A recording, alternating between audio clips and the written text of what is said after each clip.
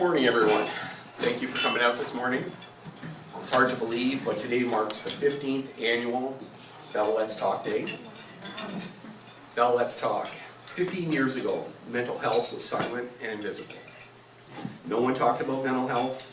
Mental illness was considered a moral failing or weakness, something to be ashamed of. Today it is widely recognized that mental illness is an illness, a common treatable illness, and that with the appropriate supports, people with mental health issues can lead full, happy, and productive lives. Many of today's youth will have no memory of a time when mental health, including the annual Bell Let's Talk Day, was not an important part of public conversation. But despite greater awareness and understanding and conversation, today's youth are facing a growing mental health crisis. Far too many young people are unable to find or access the mental health supports and services they need. Our youth is our future. The situation is unacceptable and must change. So, this Bell Let's Talk Day, we are focused on youth mental health. I encourage you to check out more information on our Bell Let's Talk website on how you can participate by texting to donate to 6 national organizations who are helping to change things for this generation. We'll be matching all donations up to $1 million and have committed an additional $10 million in 2025 to take our total commitment to $184 million. Thank you for being part of this meaningful change. Together we can do this.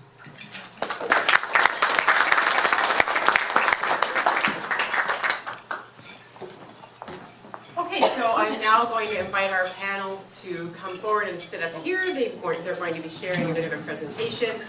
And today, in honor and in respect of Bell Let's Talk, we brought together some of the community partners working on building solutions around the state of emergency declared nearly a year ago, efforts to leverage provincial funding opportunities, and every day with their work supporting people who are struggling with mental health and wellness, often exacerbated by addiction. They will provide more descriptive introductions, but please join me in welcoming our members, Brandy Hodge for the Executive Director of United Way, Prince Edward Hastings, Ashley Vader from Grace Inn, and accompanied by community supporters Lisa Alley from CMHA, PEH, and C. Vanderhoff from, describe this, sorry. The bridge. The bridge, so you're the bridge, okay, great. So, this is up to them now. We've got a presentation and I think we'll help you click through that.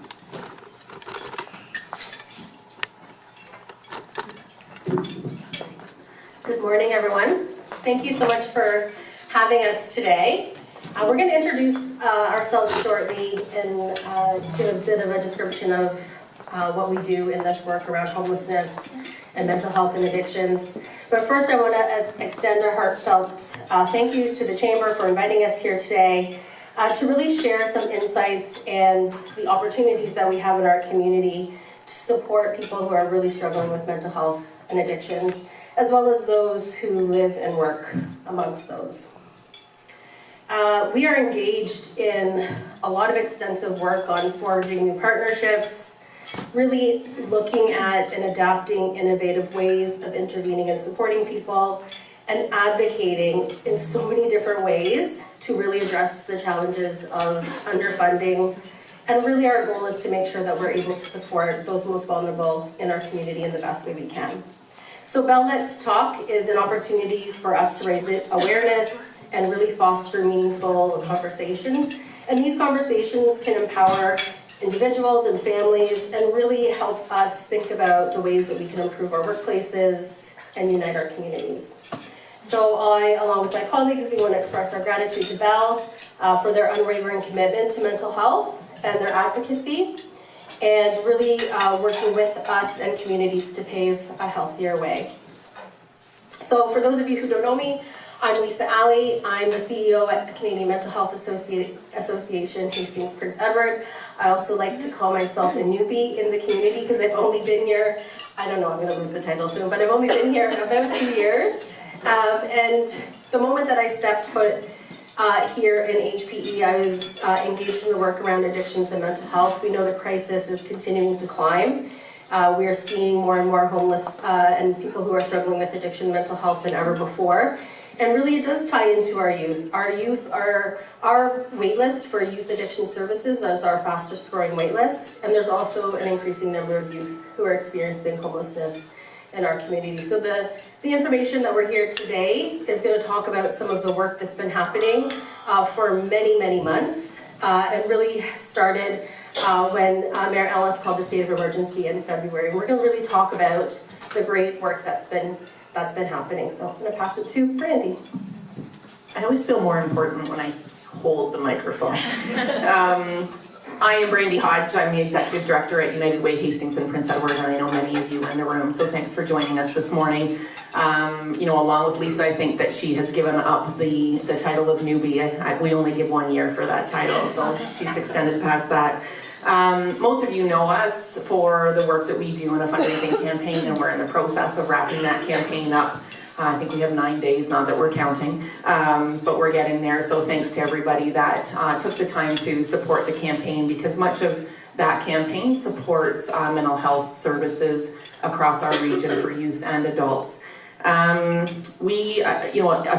of the campaign, we are also heavily engaged in community capacity building initiatives, and really strengthening the capacity and the resources and the knowledge and the partnerships in our community to really address the most pressing social issues is our priority. So that is why we're so proud to be engaged in these projects that we're going to talk a bit more about this morning.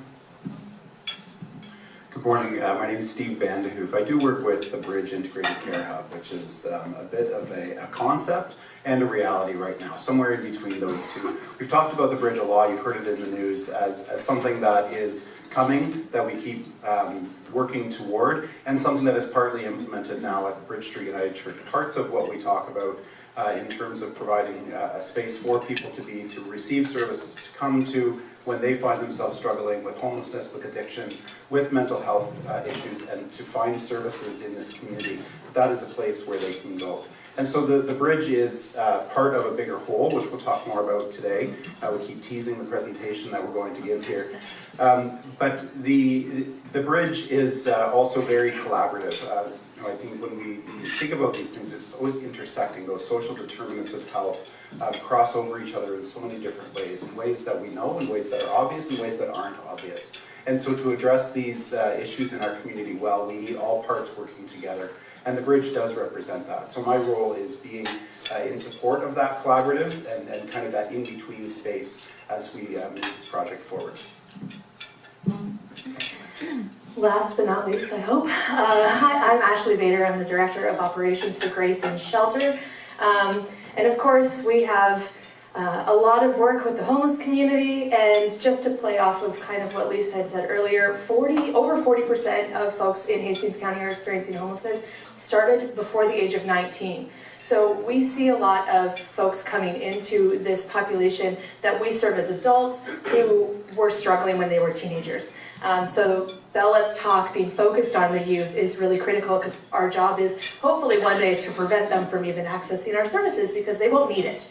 And then my role with the Bridge is I sit on the steering committee with a couple of the others here, and then I support in the guidance of the operations and leadership, and then the governance with the consortium.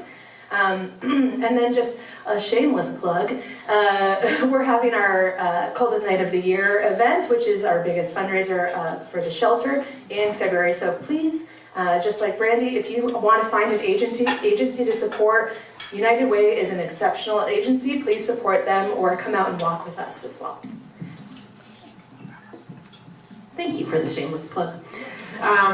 So we are going to click through a slide. We are here to share information about the partnerships and the organizations involved in developing a really comprehensive action plan and multiple funding proposals to address the ongoing crisis of opioid addiction and overdose in our region.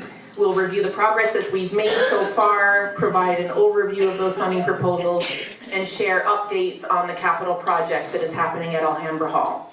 Additionally, given that it is Bell Let's Talk Day and it's an important conversation, we will equip you with some resources to identify signs of struggle and offer support to someone who may be facing these challenges, either in your home or in your workplace.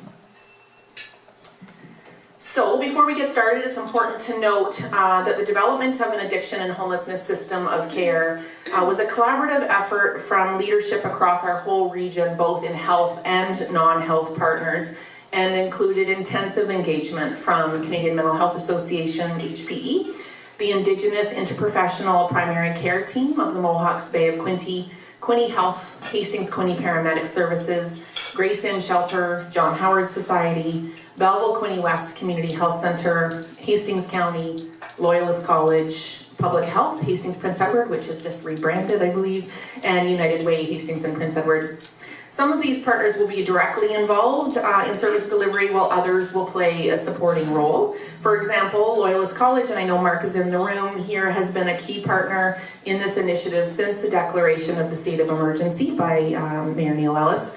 They provided practical support through their finance team, collaborated on training programs to ensure that our workforce is developed and equipped with the appropriate skills, and have committed to helping develop the workforce. And additionally, they've advocated alongside our system leaders to the government, pushing for Belleville and Hastings Prince Edward to receive fair funding for addictions and mental health and homelessness services.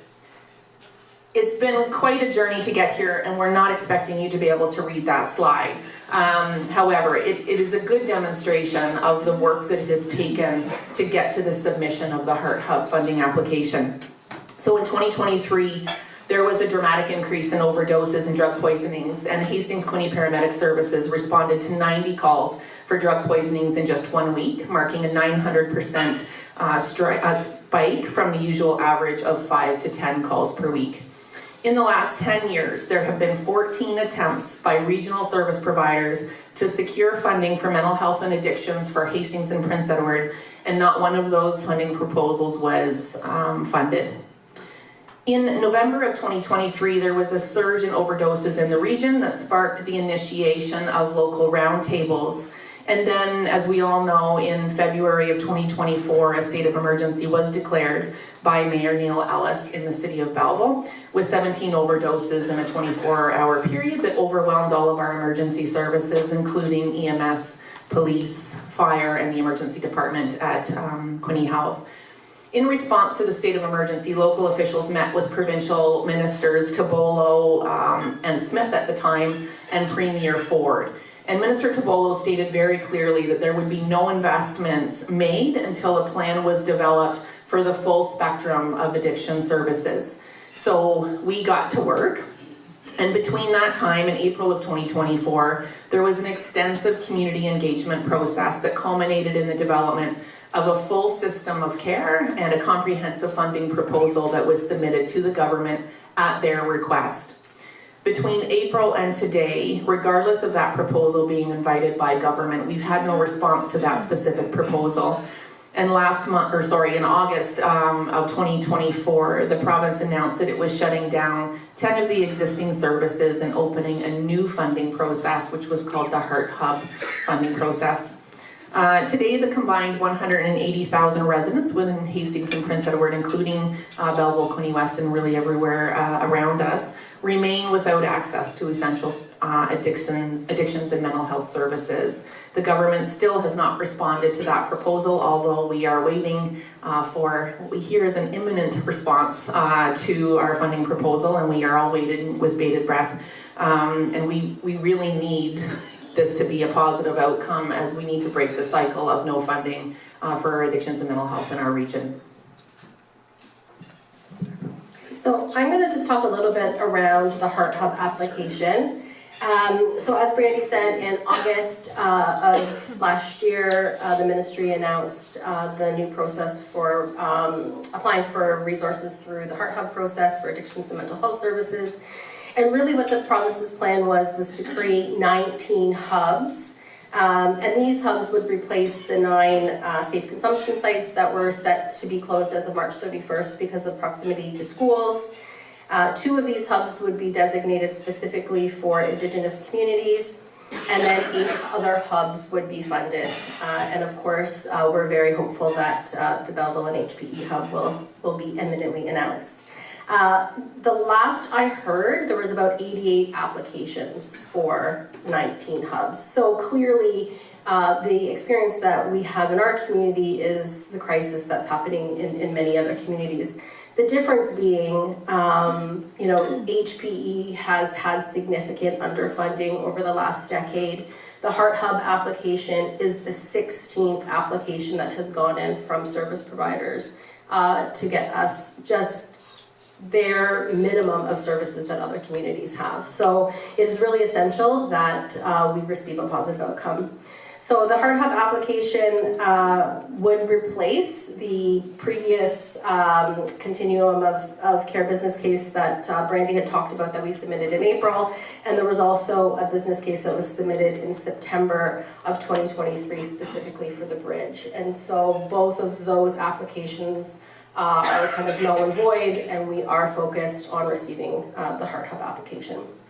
So on October 9th, Hastings County endorsed the Heart Hub application. That was part of the process that we needed to have that approval, and so they graciously endorsed that. And on, I think it was the end of December, early January, you might have heard that 9 of those hubs had been announced, and that is the process that the ministry had indicated that they would be going through. The 9 safe consumption sites that were being closed would be the first kind of out of the gate for approval, and so we are waiting for the next ones to be announced imminently.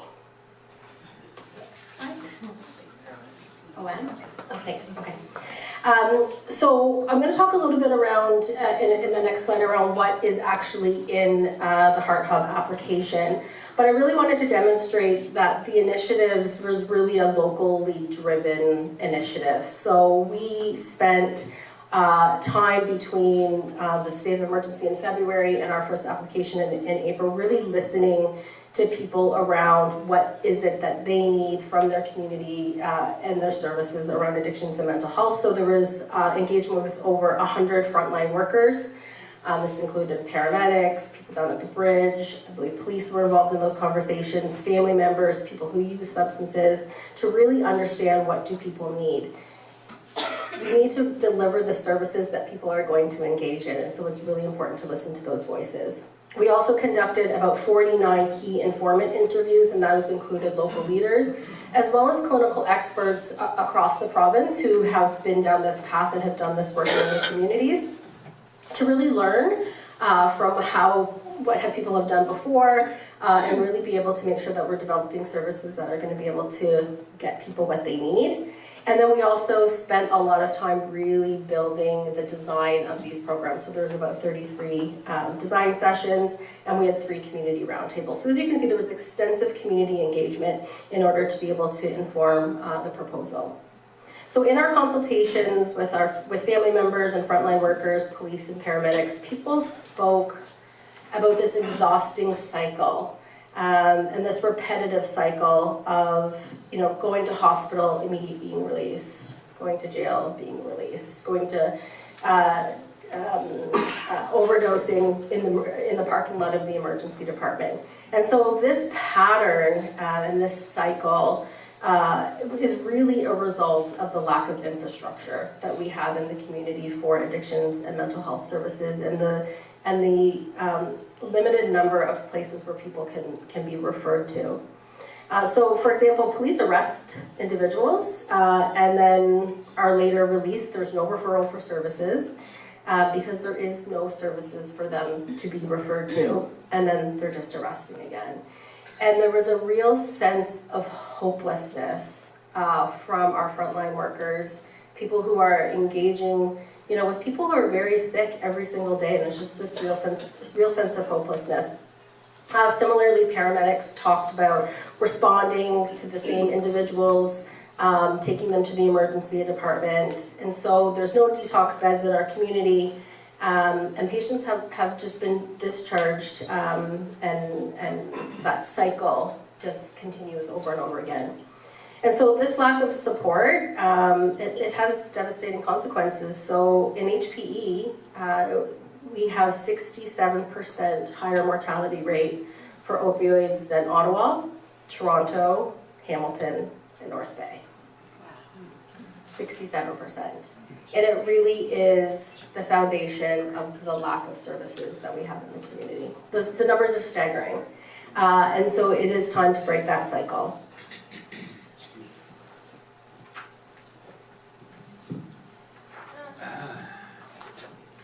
So we've taken you through some of the nuts and bolts right now of what is the application that has gone in, of the timelines that are involved in that. And I think part of the story that we want to get across here is that this is a really something that affects all of us in the community. I mean, very few of our families have not been touched in some way by this.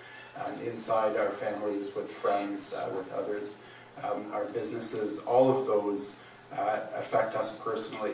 As a community too, the issues of, the intersecting issues of homelessness and addiction and mental health have an impact, and a lot of attention has been appropriately in the downtown, but it affects the broader community as well, and all parts of the community. And so it's important that we understand too, where did we come from? How are we working together as a community to get to that next stage where we can prevent youth from ending up in situations of homelessness too.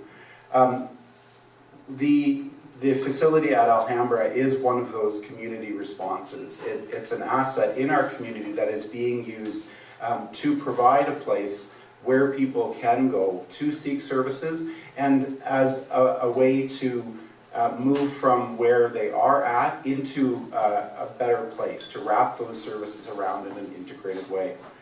In 2023, the City of Belleville recognized that there was an opportunity, and Mayor Ellis and Council generously provided $1.4 million for the purchase and $1 million for renovation of the Forum Banquet Center, the Alhambra Hall, owned by the John Howard Society as one of the members of the Bridge Consortium, the 7 organizations, and exclusively for the benefit of the Bridge Integrated Care Hub. The city has since increased its commitment to $3 million for renovations. We are incredibly grateful as the service providers here who formed that integrated care hub, and as community partners as well, recognizing that the city's leadership here has enabled us to take steps that we wouldn't be able to take. 16 applications for funding. Other capital applications aren't moving forward without that significant step forward, which involves risk, which involves a lot of unknown. It's taking longer than any of us had hoped. But providing that leadership from the municipality, from the city, enables us to move forward, to say to the province, look, we have skin in the game locally. You need to support us with those operational funds. So this commitment to renovate, the commitment of $3 million will be sufficient to renovate the lower level so that we can move all services to that location and provide a range of services that we are calling the Bridge Integrated Care Hub. The consortium has applied as well to several other capital funders. We have numerous outstanding applications and won't bore you with the details of those. But that additional funding would enable the full fit out of the building, the second level, to provide a whole suite of services that we have planned. The interior demolition began in August. It was paused in September when we discovered, to our great surprise, some truss damage, significant structural issues that we had to remediate. So we spent a couple of months figuring out what the scope of that was, what the opportunities were to move forward, and the cost implications. At this time, that interior demolition is complete, the building permit application is under review by city officials, and we expect to begin construction in the early spring. Timelines here. Although construction of the building won't be complete until later this year, the drop-in will relocate. The availability of Bridge Street Church to host parts of this program will end in the end of March, and so we are planning to relocate to temporary space on the Alhambra property in April. So we'll relocate those services completely, so the services provided at Bridge Street Church will not be provided there anymore. They will move to Alhambra Square effective beginning of April in temporary facilities, as I said, while the renovation is completed. We expect that the lower level will be complete this fall at some time, and that is funded by the City of Belleville, so we have that commitment to move forward. Also have a commitment from the John M. and Bernice Parrott Foundation, who generously fund many capital projects in our community, including this one. And then we expect that by December, we'll be able to ramp up to 24-hour service so that the warming center will be able to be hosted there as well. The Bridge Integrated Care Hub, there was 2 other major components that were included in the Heart Hub application. And so one of them is a expansion of the partnership between the paramedics and CMHA that started fairly soon after the call of the state of emergency, where we pair a paramedic with a mental health worker. And they have really been doing some incredible work of diverting people from the emergency departments, diverting people from having naloxone. So for those of you who may not know, if you're provided with naloxone, it automatically puts you into withdrawal, and without really significant and some medical intervention, you feel terrible. And so the only way for people to have that reprieve is to use again. And so to reduce the number of naloxone, not saying that we shouldn't, I'm not advocating for that, but really to be able to understand and assess when people need that intervention. And our paramedic and the partnership with CMHA has done incredible work. So the Heart Hub application included an expansion of that, which would put a team up in the north, as well as an additional team in Belleville, and 1 other additional team, so 3 teams. So we're really excited about the ability to expand that partnership. It is an innovative partnerships that are happening across the province and across the country, is really taking the expertise of paramedics and the expertise of mental health workers and really intervening in a holistic approach for people who need services. And the third component is for 22 transitional units. And so one of the things that we heard very clearly from the people who use services, as well as just research, people cannot become well and recover from addiction without housing. And so it is imperative that along with addiction treatment services, we have the availability for transitional units. So that was the third component that went into the Heart Hub application. Okay, so because it's Bell Let's Talk Day, my job is to equip you guys to go into your workplaces and be the leaders that you are, but also be aware of the employees that you are in charge of caring for. So if you notice somebody who's in your workspace and you have an inclination that they might be struggling, we just want to make sure that you know what to look for and then have the resources to do something about it as their caretakers, as their employer. So what you might see is a change in performance. So you might, we encourage you to be really observant of your team, get to know your team, understand their regular behaviors. And so when you might notice that there is a reduction of productivity, they might not be meeting deadlines or quotas that they commonly meet. These are some inclinations of change in their performance behavior that you might want to take note of. Also something like behavioral changes, so mood issues, irritability, being short with their colleagues, the responses where you would normally get a more joyful, maybe a happier response has now become short. That might be another sign of a mental health struggle or burnout. And burnout is really, we're all just noticing burnout after coming out of this pandemic. We're trying to recover. I'm sure that you have all experienced, either yourselves or with employees, burnout. So you might have experienced or witnessed physical signs, increased sick calls. Burnout and mental illness comes with a reduced immune system. So you are going to start seeing your employees or yourself, and again, recognize within yourself these aspects, that you are getting sick more frequently. You are coming in with colds more frequently. There's a lot of bugs going around, and it might not have been normal for you to get sick as frequently as your employees. So being aware of those things. You might have frequent headaches or fatigue. These are just some physical signs that you want to, again, keep alert of. Some emotional indicators would be like apathy or lack of care. They've had a passion for something, they've really been gung-ho before, and now it's just stopped of just kind of coming to work and doing their job and going home at the end of the day. And then, of course, our social indicators, detachment from routine or social behaviors, and isolation. Once you start seeing somebody, you go out at the end of your hard work day to dinner with your colleagues, drinks, whatever, and they've stopped doing those things, that's kind of time when you want to take action. So we just wanted to provide a few options of what you guys can do as the employers to be conscious of your staff's mental health. So creating a supportive work environment, fostering an open culture where mental health is not stigmatized.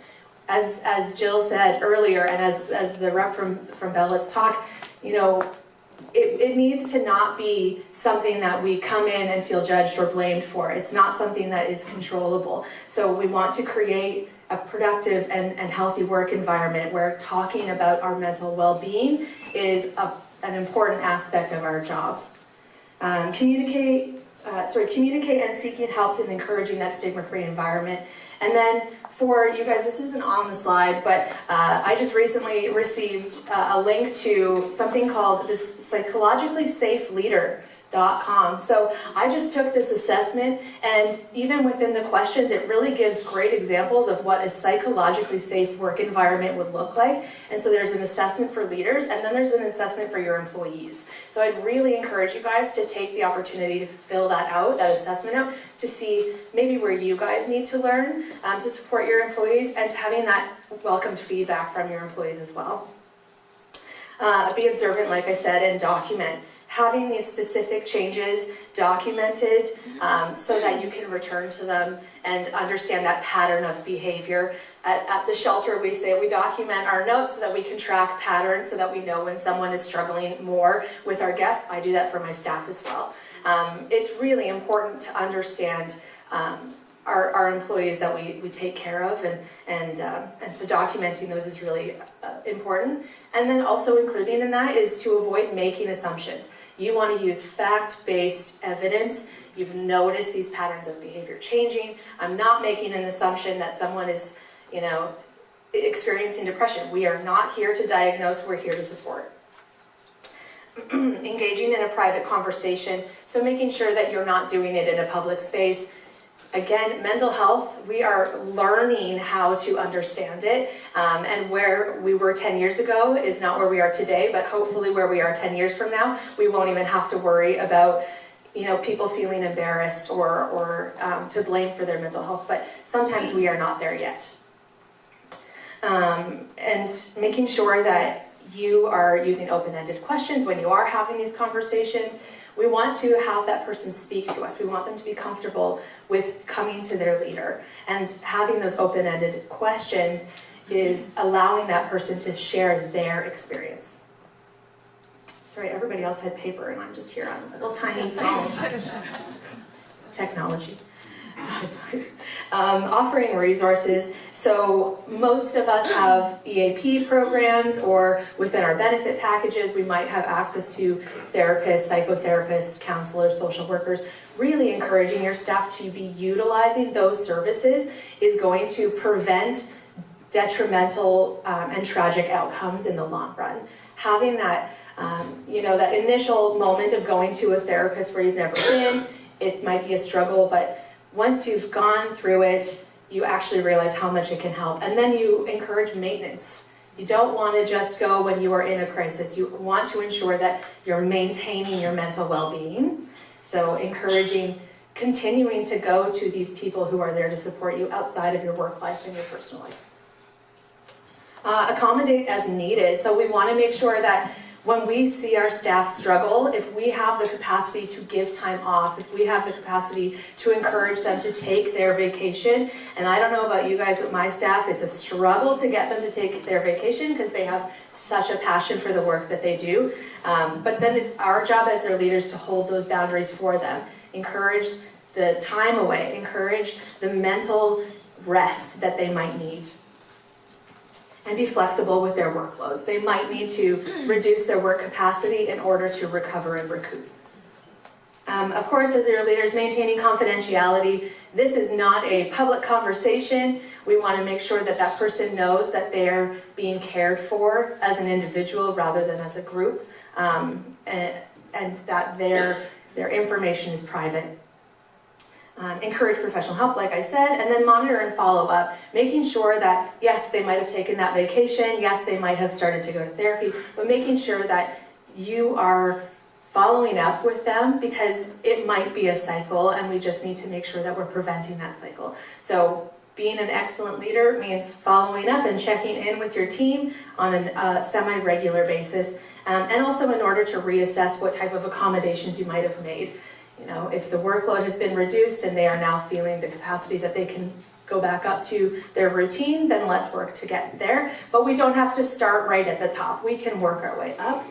And then of course on your tables, you'll see lots of resources from Bell Let's Talk. There's lots of community resources. While the line and the wait lists are incredibly long, we don't ever want to discourage people from reaching out to those resources. So there are crisis lines if you need to encourage that. CMHA is a wonderful resource. Oh yeah, on the table, yes. Oh, on that table. There. Oh, on this table, oh, so sorry. Yeah. So sorry, my notes say It's the back. everywhere. Sorry. It's everywhere. Perfect, so there are lots of resources along this table here. If you have questions that you might not be able to find on those resources, you can reach out to any of us. We are more than happy to provide that warm transfer with you, or myself. I know that I can do that. Not everybody has the time and capacity, it's fine. But also, it's really important that you guys also care for yourselves. This is not just about our employees, this is about ourselves as well. We all go through things. Trauma happens out of nowhere, and tragedy strikes out of nowhere, and so please take care of yourselves. I know police is a really hard job to do. Directing a city is a really hard job to do. So the work that you guys are doing, while you might think it's a routine, be conscientious of your own mental health and awareness, because you guys are directing the ship for your businesses. Thank you.